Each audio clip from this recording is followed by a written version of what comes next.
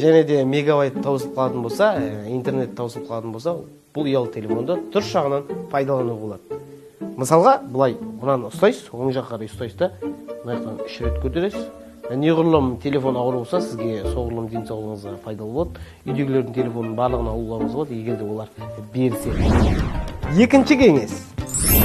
Барлығымыздың үйде жабылып жүріп іздейтініміз ол үйде телевизордың пульті. Сондықтан да бұл пультті қалай жоғалтып алмауға болады айтатын боламыз.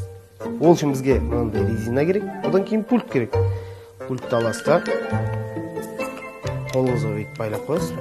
Болды, пульт жоғалмайды. Ал енді көптен күткен үшінші кеңес. Денсаулыққа пайдалы болу үшін отжимын жасауды үйренесіңіздер болады. Ең бастысы жерде істесеңіз өте пайдалы болмақ достар.